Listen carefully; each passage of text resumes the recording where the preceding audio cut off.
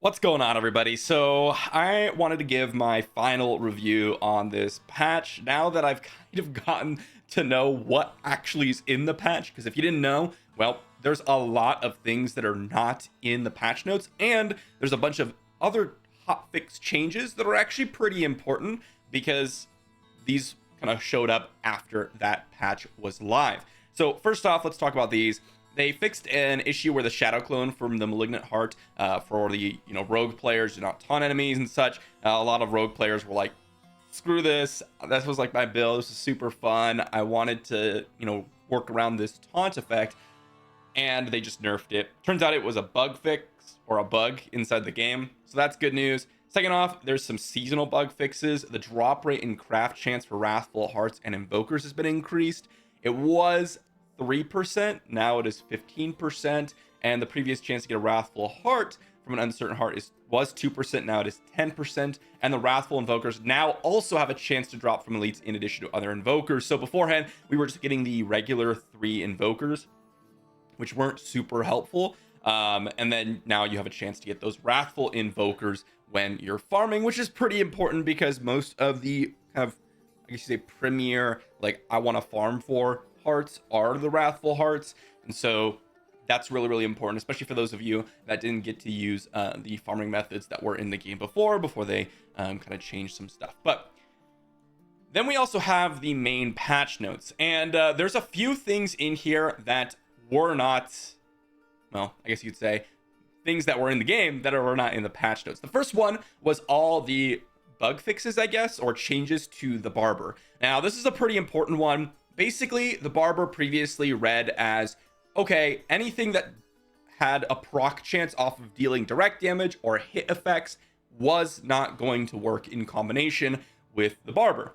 Now, these things oftentimes do work. Not all of them. A lot of you in the comment section had mentioned some of them were working for like the druid, some of them were not working for the druid. For the rogue, things like, for example, the basic on puncture is now applying vulnerability even if you crit, which is a massive buff to the barber, despite it being one of the strongest hearts in the game and people already building around it, including myself. However, with this new change, I guess you could say, a lot of new builds are going to come up with the barber synergizing with a lot of things like poison imbuement. I'm just giving rogue examples because that's the one that I know the best. Poison imbuement, fundamental puncture is going to work with it, right? So now you can use these things in combination with the barber and have an even stronger build. So that's the first one, and that's a big one. The second one, and this is a little bit sad, is priority enchantment. Now there's nothing in here that talks about enchanting or anything like that, but for those of you that didn't know, it wasn't 100% to give you max rolls or anything, because I've heard that mentioned before. But what would happen is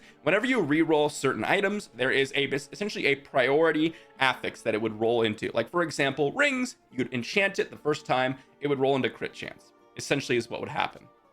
That has been removed. That's a big nerf to a lot of our gold, I guess you could say, because, well, we no longer can instantly reroll into crit chance. And also, it's a pretty big nerf to like our gear in general because we can no longer reroll into priority stats. Rings was the most common one, but I believe some other pieces had some priority stats as well. But oftentimes rings are the ones that you really go for, so that's a huge hit.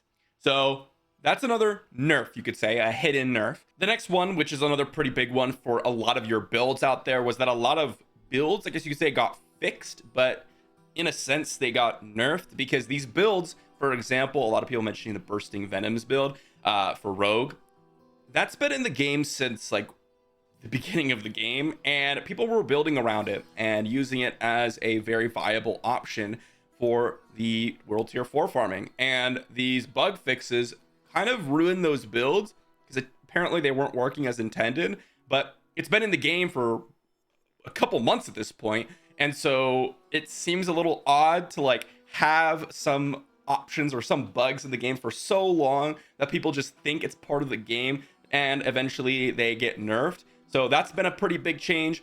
But overall, those are kind of like the hidden changes that I've seen. Another thing though, in my video, I mentioned how boss HP didn't seem increased. And well, I've seen some feedback from my comment section saying that they've kind of felt the same thing. If you go into my video, I mentioned explicitly saying like, well, boss HP didn't seem that increased. Maybe it is 100% increased, but it didn't seem to matter too much. It doesn't actually seem that the boss HP is increased that much, but again, that's more speculative because I haven't been able to kind of jump in and test pre versus post patch bosses, the exact same bosses.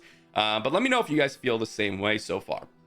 With that said, though, time for my review. Now that we've gone over all the different things in the game that were like not in the patch, because there's more than I had even expected in my previous video, well, I would say that overall this patch is good, despite a lot of things that are not in the game. But that's the first thing I want to talk about, which is they need to stop doing this thing where they just omit parts of the patch from the patch notes, like completely reworking the barber and then not mentioning it at all, so people just jump into the game, and perhaps they had a build that focused around the barber and now it's working completely different than they expected, or the vice versa. Someone was building around the fact that the barber didn't work with their build and now it works. So over the last week they've been modifying their build, and then somehow the patch comes and they completely changes their outcome. Like, these things just shouldn't happen, right? Now you could say, okay, well, what about like we should just experience it ourselves? That's fine if they didn't explicitly say in the past week that they wanted to release the patch notes early so that we could have time to prepare. That was explicitly stated by them in their campfire chat. So if they're gonna do that, then they should put the whole patch in the patch notes. Like, this doesn't make any sense to me. So that's the first thing. I don't like that at all. The second thing is, well, a lot of the bug fixes that they're doing, they should be explicitly stating that these builds are not working as intended. Clearly they've known that these builds, based on the bug fixes, aren't working as intended, and yet they kind of just alluded to it. Like, for example, in the Rogue, they talked about how fixed imbues as part of ongoing improvements to game performance.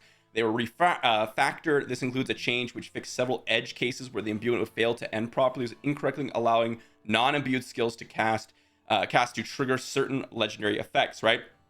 So it sounds like they were working on this ongoing improvements and then they just change it. So having builds that were not working as intended probably should be mentioned sooner, again, if their interest is to prepare for people. So those are the two big criticisms that I have. In terms of like overall, as I mentioned, I think the patch is really good, and the monster density, absolutely amazing, so good. Love it. Super fun, super engaging, and just improves a lot of the previous content, but also increases our XP rates, which is really, really good.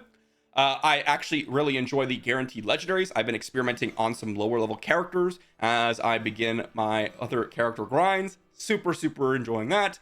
And then overall, I enjoy actually the barber changes, despite it not being in the game, because it wasn't super intuitive, that it wasn't working because it was storing damage and it didn't work with like dealing damage, like hitting people. Just kind of made a little bit of a weird interaction.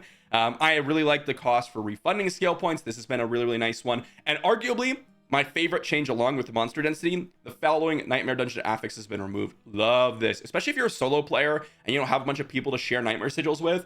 The ability to get your good sigils more often is a really, really nice change. And maybe not even good sigils, just usable sigils. These are just unusable for the most part. So I love all that. Ironically, they buffed a lot of the classes though, and well, you notice I've not talked about it a lot because honestly, I haven't really seen anyone break out with any cool, interesting builds. I mean, Fireball Sorcerer, Chain Lightning Sorcerer, both of those are buffed. Chain Lightning was already good. Like, it wasn't amazing, but it was good. And now it's pretty good for the leveling process. I really like it. So that was, you know, a good buff, right? These are all good buffs. It's just that there was no breakout builds for the end game, and that's what I'm really looking for. Like 70 to 100, pushing tier 100s, pushing, you know, speed farming. These builds just didn't really break out into that point. So, well, I guess they missed the mark on that one. And then also, I've seen a lot of people talk about how this patch does nothing because it doesn't fix the content aspect. If you're looking for more content, you're just not going to play the game for seasons to come. Like, my advice to you is, well, just come back when there's more content, because they're not going to be adding new content. That's not what you know, between season updates do. Typically they mentioned that they're going to be focusing on balance changes and, you know, tuning a lot of the things they added between season resets, I guess you could say. So every new season is going to bring new content, but the patches between, don't expect any content. And if you're looking for endgame content, well, you're probably just not going to get it for, I would guess, for a couple seasons to come. Unfortunately, that's just how it is. Regardless, though, I think most of the content in ARPGs revolves around building up your characters and repeating the same content over and over and over again. Like if you've played Diablo 3, if you played Diablo 2, that's the content. It's just to repeat the same thing over and over again and improve your build. That is the content. I would say that the difference between those games and this game is that the process doesn't feel as good comparatively, even though you're doing the same thing. It's that the looting and the improving of your build and that thing isn't as engaging as maybe Diablo 2, Diablo 3, or even PoE and things like that. But yeah, if you're looking for new content, that's just not what this patch is. Overall, though, I think they did a good job, and the class buffs still good, even though they didn't do much. I would like to see way more. The gameplay updates overall good. I want to see more things that are actually in the patch notes shown. So not too many criticisms I have besides, the communication is still lackluster. Let me know what you think in the comment section down below. Overall, though, if you're still enjoying the game, and if you were enjoying the game beforehand, my guess is that you're enjoying the game more now, which that's a good thing, right? Let me know. Thanks for watching, and I'll see you all for the next one.